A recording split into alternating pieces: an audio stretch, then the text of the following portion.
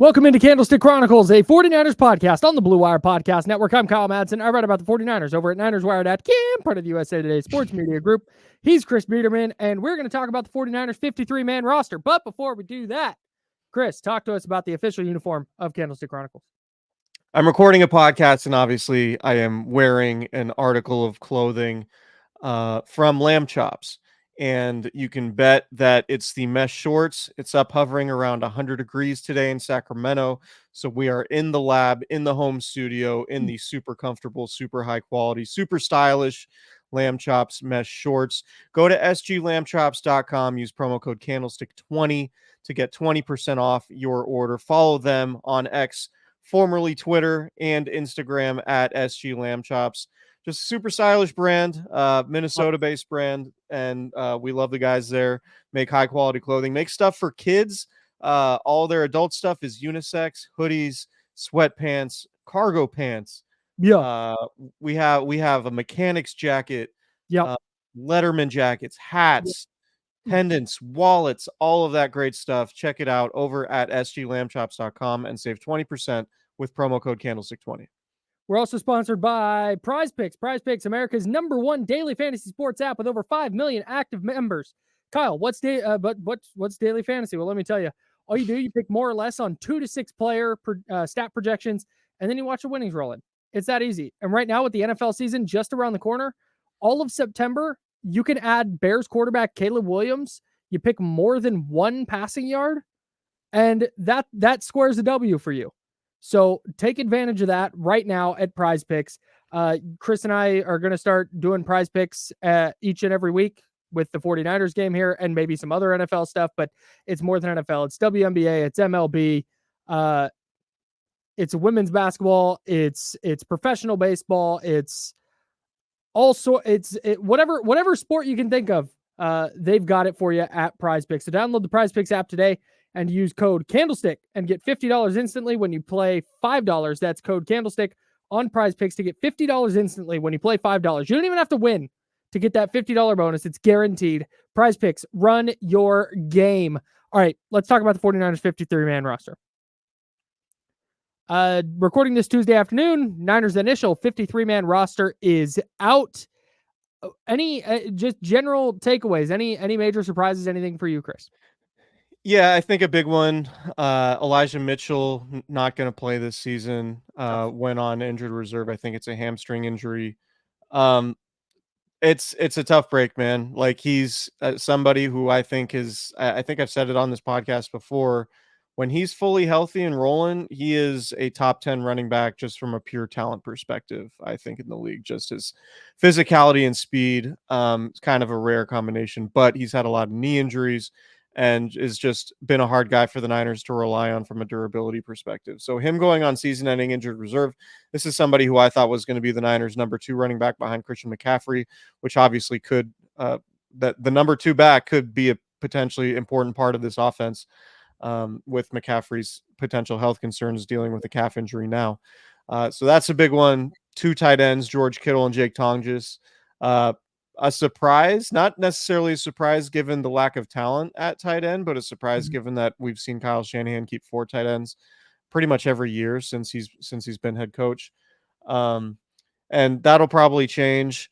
The other one, Talanoa Hufanga being activated. I don't know that this necessarily means he's going to be able to play week 1, but it would indicate to me that the Niners think he's going to be available at some point in September. Yep.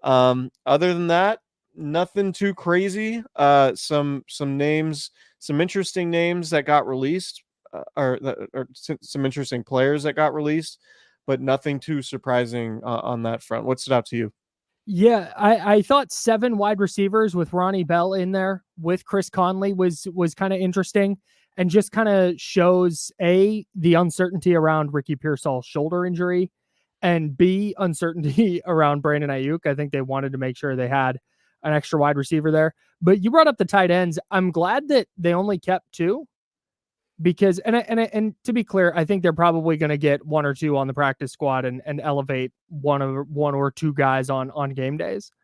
But when you watch the 49ers tight ends, and we talked about this on the pod, there wasn't anybody that you looked at and went, oh man, they have to keep that guy next to George Kittle.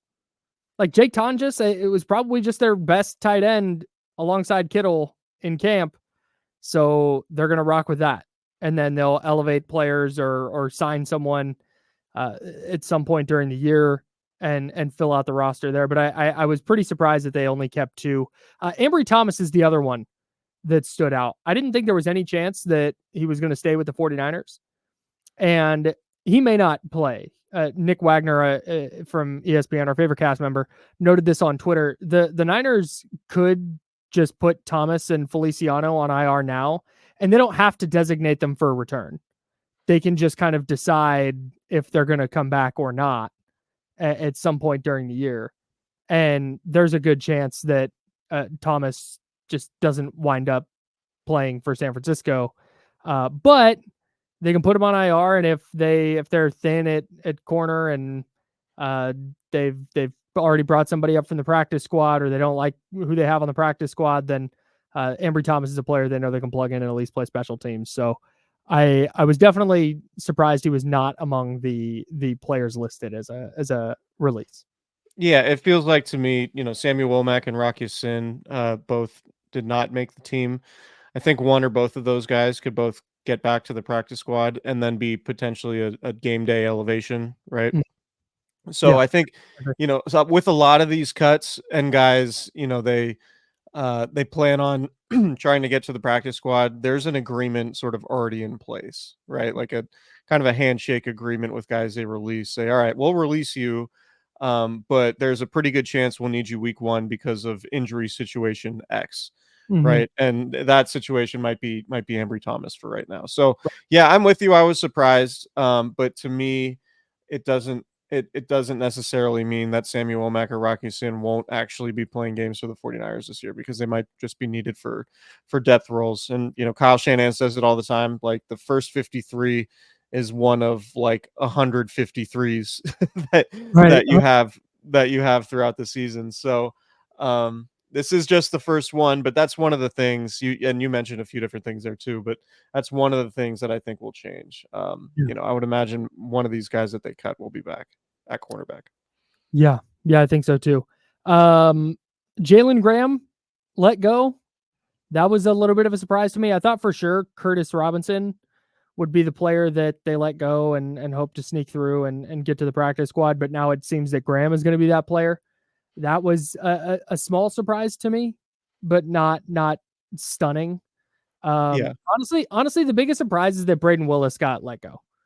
It just felt like Braden Willis was on track to, whether he was going to be a good player or not, or a regular contributor or not.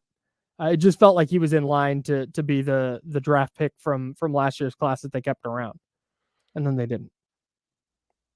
Yeah, I agree. It's a little bit surprising. I wonder if Logan Thomas, if they're just gonna like have him on the practice squad and then bring him back, for game days. Because that's what it feels like for them to release him a couple weeks ago and then bring him back. Now he didn't make the team. They only have 2 tight ends. It would seemingly make sense to me that they just elevate him. And or maybe one of their other tight ends, and maybe Braden Willis goes to the practice squad and they bring him up. So a lot of moving parts here. I do think it's important to note the Brandon Aiyuk situation. You mentioned it with the 7 receivers. Brandon Aiyuk's situation is uncertain. Juwan Jennings has been dealing with an injury. Ricky Pearsall has been dealing with an injury. It does make sense to have Ronnie Bell up. And, I think that receiving core might be a little bit thin to start the season, even with 7 guys. So that'll be worth watching. And then along the offensive line, Spencer Burford made it a little bit surprising. But do you have a swing tackle? Jalen Moore? Okay, so Jalen Moore's a swing tackle. So I think Chris Hubbard, who was one of the offensive linemen who got cut, and Brandon Parker, another one of the veteran offensive linemen who got cut. Jared Kingston as well played some tackle in college. I don't think he played there at all in the preseason, but I think one of those 2 veterans comes back as an internal depth piece at tackle. Yeah, so the reason why I ask about the swing tackle is because with Trent Williams not technically on the roster because he's on the did not report list. You really only have 2 true tackles among your 8 offensive linemen that made the initial 53-man roster, which would indicate the 49ers are confident Trent Williams is going to be back at some point. I would agree with that. Yeah. So I just wanted to point that out. Is that smart by the Niners? Should they be expecting Trent Williams to just show up, or should they be have confidence in their ability to get Trent Williams back in the building and his contract situation handled? I guess that's to be determined, but it does signal that they're confident that's going to happen. But really, like, they would have to. I think it has to be something more than confidence, right? It has to be something where they've got. He said, "I want X, Y, and Z," and they're ready to give him X, Y, and Z. They just haven't done it yet. Yeah, like they just know it's a matter of pulling the trigger on whatever deal and calling it good. You would hope so. You would hope so, man. Because like the Trent Williams and Brandon Aiyuk stuff is just kind of looming over everything. And I know the Niners don't really care about fan sentiment a whole lot, right? They just kind of operate sort of irrespective of whatever the noise is. But man, the noise does not feel great among 49ers fans right now. And I think it would do a lot for fan morale if they got both those guys in the building. Because if Trent Williams and or Deebo Samuel is not on the field for Monday night against the Jets, and the Niners lose that game, that it's going to be tough. It's going to be a tough scene for Jed York and Parag Marate in particular. I thought outside of the roster getting cut down today, announcing you're putting $200 million into Levi's Stadium while you have these contract negotiations ongoing between Trent Williams and the stadium 10 years into the future, Chris. I just thought that was a very interesting choice. A very interesting choice by the organization to do that. Well, here's the deal. If it really is about winning and losing negotiations, guess what? If they're not on the field week 1, you've lost. You caught an L in that negotiation. Regardless of, they could come back for $1. You lost. Yeah. That's it. That's the bottom line. I don't know. If that, like I said, I've seen that floated around on the internet. I've not seen like hard reporting, and nobody's Parag and Jed aren't out here saying they want to win negotiations, but I've seen that floated out there. And given how all this has gone, it just feels like that is correct. And if that is correct, yikes, dude. It's not what you want. Not what you want from ownership. Not ownership's best rep for sure. So we'll see. We still got to see about Christian McCaffrey's health. I think it sounds like I haven't seen anything concrete reported, but it sounds like he's trending towards being available, at least if not week 1, soon after. And yeah, I mean, other than that, maybe a one name, and I really struggle to pronounce it. Sam Okuwayi Nonu. You have a feel for pronouncing that name? Yeah, let me get it in front of my face real quick. And then defensive end.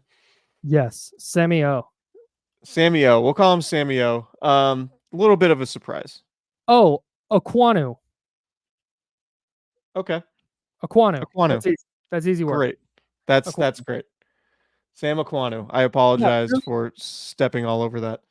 Yeah, no, it's fine. I'm sure it's not the first time that's ever happened. Incredible name, by the way. But yeah, I thought in trying to keep tabs on what defensive ends were doing during the preseason, again, not that they had anybody I think really special behind their top 4 guys, including Robert Beal. Aquanu was kind of the guy who flashed a couple of times. And maybe there's another player like KJ Henry, the former 3rd round pick from Clemson, got waived by whatever team he got waived by. I forget. I know that the Saints have a couple of defensive ends that have not really. Peyton Turner, their former 1st round pick, has not really lived up to expectation. I think there are other defensive ends out there the 49ers might go get as potential reclamation projects. But Aquanu, if he's got to be their fourth guy in week 1 because Yetur Gross-Matos is out, I don't think that's the end of the world. Over under 1.5 trades made by the 49ers before the deadline. Over. Yeah, I would agree. Yeah. This is a roster that looks like it needs multiple trades. Yep. You might need to trade for a tight end. You might need to trade for a defensive end. You might need to trade for, I mean, God forbid you need to trade for a tackle. But yikes. Yeah. No, just here's my biggest takeaway. We said going in, and a lot of people said this going in, that hey, this roster looks super top heavy. They're going to have depth problems at a couple of different positions. Mm-hmm. That's what the roster looks like to me. Yeah. Yep. Yeah, when you have to going light at tight end signals a couple things to me. It signals we don't feel awesome about receivers, so we need a seventh guy there. Just given our situations, and we don't love just the tight ends that we have. Yep. It's exactly which is not something you would have said about previous iterations of this roster.